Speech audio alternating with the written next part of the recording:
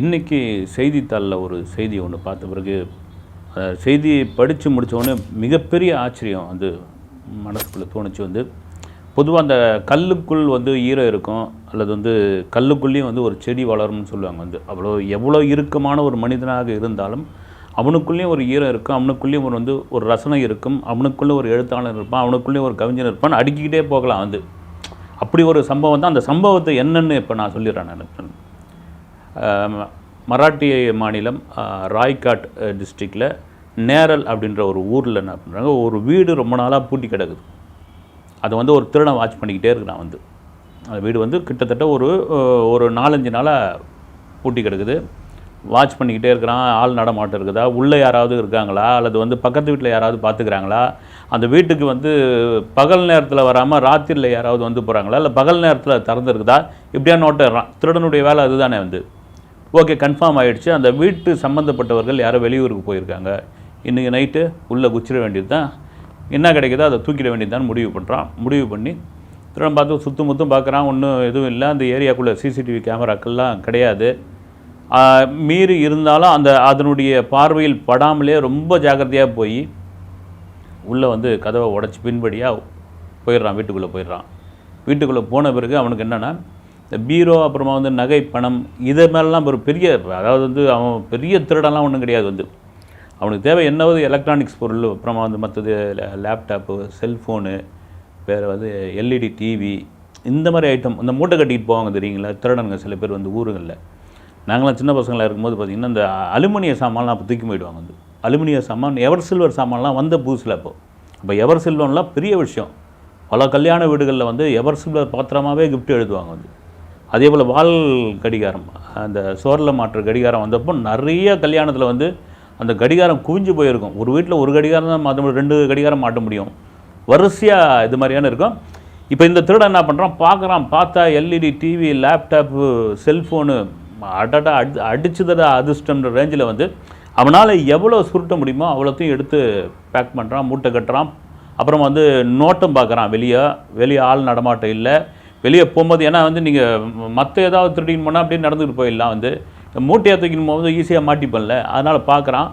பார்த்துட்டு அந்த ஒரு 2 to 3 இந்த மாதிரி ரொம்ப கண்ணுயர்ந்து தூங்குகிற நேரத்தில் நம்ம எஸ்கேப் ஆகும்னு முடிவு பண்ணுறான்.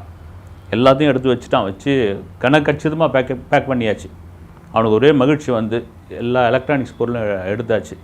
ரைட்டு, ஓகே, இன்னும் மிச்ச சோச்செல்லாம் இருந்து மட்டும் இவ்வளோ தான், நமக்கான பலம் இவ்வளோ தான், இதோட எஸ்கேப் ஆகிறது தான் முடிவு பண்ணி இந்த பின் வழியாக எப்படி வந்தானோ அதே போல் இதெல்லாம் தலையில் தூக்கி வச்சுக்கிட்டு கிளம்பிடுறான்.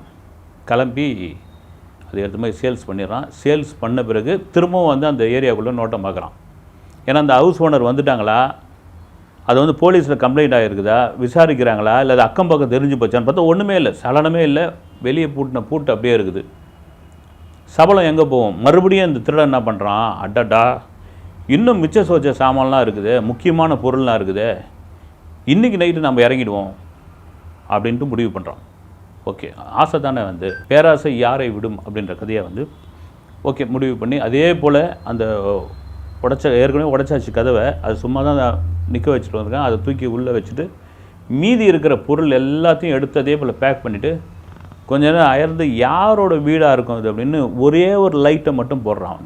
ஒரே ஒரு லைட்டை போட்டு சுற்றும் பார்க்குறான். பார்த்த பிறகு ஒரு புகைப்படம் அவனை திக்குமுக்காட வைக்கிது. கொஞ்ச நேரம் ஸ்டன் ஆகிடுறான். அந்த புகைப்படத்தை போய் மறுபடியும் அப்படியே தொட்டு எல்லாத்தையும் இது பண்ணி பார்க்குறான். அந்த சோரில் மாற்றப்பட்ட புகைப்படம். கொஞ்சம் ஷாக் ஆகி பின்வாங்குறான். வாங்கிட்டு இப்படி நிற்கிறான். திரும்ப பார்க்குறான். சில ஷீல்டு, சில அவார்டு இதெல்லாம் இருக்கிறது. இவர் வீடு தானா இது அப்படின்னு முடிவு பண்ணுறான். அவனுக்கு அந்த மனசே மாறுது, கண்ணு லேசாக கலங்குது. வேறு யாரும் இல்லை, மராட்டியத்தின் மிக முக்கியமான கவிஞர் நாராயண சுர்வே அப்படின்ற ஒரு வீட்டில் தான் இறங்கிட்டான்.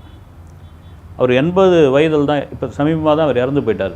சரி, இந்த நாராயண சுர்வே யார் அப்படின்ற ஒரு விஷயம், இந்த கவிஞருக்கும் இந்த திருடனுக்கு என்ன தொடர்பு, இதுதான் இங்கே ஒரு சுவாரஸ்யமான விஷயம். இந்த நாராயண சுர்வே ஒரு அனாதை. அவர் மும்பையில் தெருவில் பிளாட்ஃபார்மில் படுத்துக்கிட்டு இருந்த ஒரு சிறுவன் ரவுடிகளால், போக்கிரிகளால் தொல்லை செய்யப்பட்டு, அடிக்கப்பட்டு, துன்புறுத்தப்பட்டு, என்னென்ன கிடைக்கிற வேலையெல்லாம் செய்கிறோமோ, மூட்டை தூக்குறது, எச்ச பிளேட் கழுவுறது, டேபிள் துடைக்கிறது, அப்புறம் அங்கே மும்பையில் டப்பாவாலான்னு வாங்கலைங்களா, அந்த டப்பாவாலா வந்து திடீர்லாம் போய் ஒருத்தர் வேலைக்கு சேர்ந்துட முடியாது. அவங்களாம் லைசன்ஸ் வச்சு ரொம்ப காலம் நடத்திக்கிறேன்.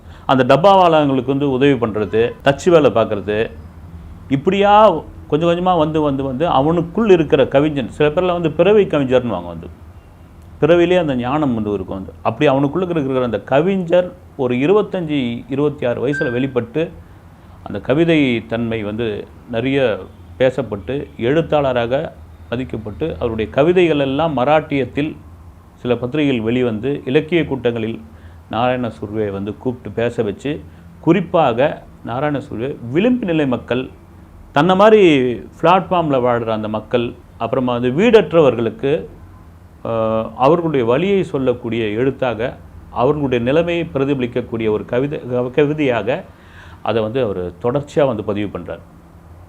மராட்டியத்தில் மிக முக்கிய கவிஞராக மாறுறார் வந்து.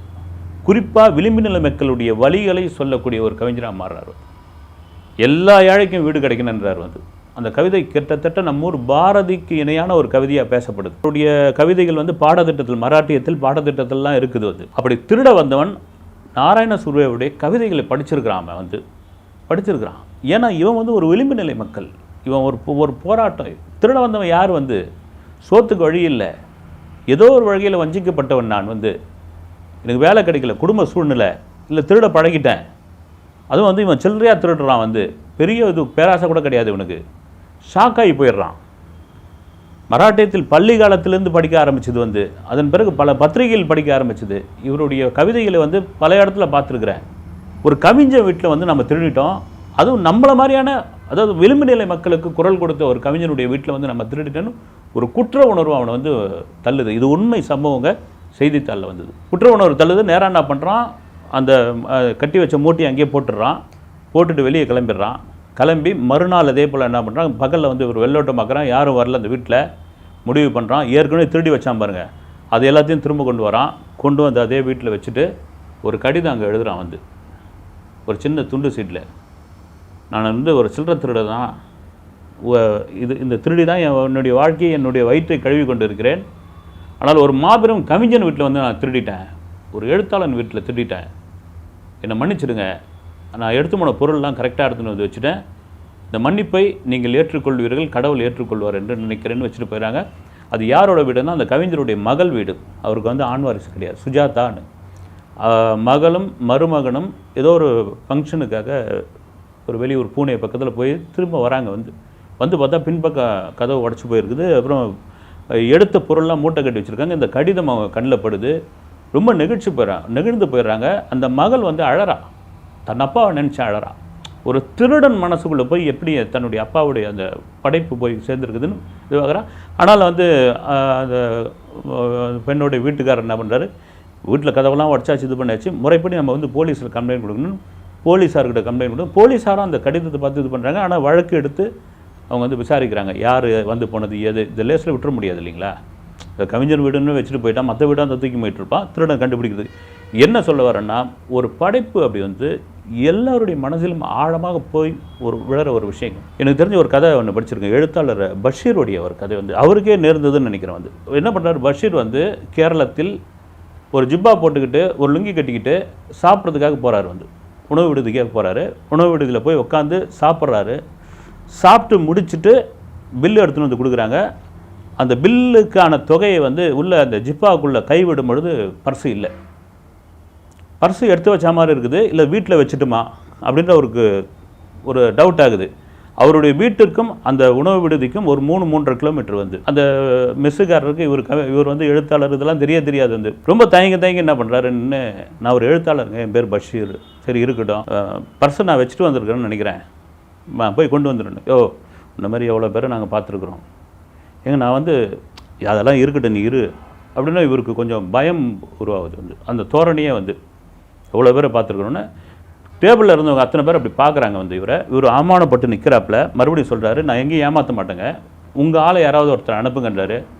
ஏன் அவனை போகிற வழியில் அடிச்சு போட்டு போகிறதுக்கா அப்படி அந்த கல்லால் இருக்கிறவுடைய பேச்சே அப்படி இருக்குது. என்னடா அது, ஒரு உணவு பசிக்கு சாப்பிட்டாச்சு, இவ்வளோ தூரம் சொல்கிறோம், நம்ம ஜிப்பாவில் வந்து அந்த பர்ஸை போட்ட மாதிரி இருக்குது, ஆனால் ஒத்துக்கவே மாட்டேன்றாப்புல.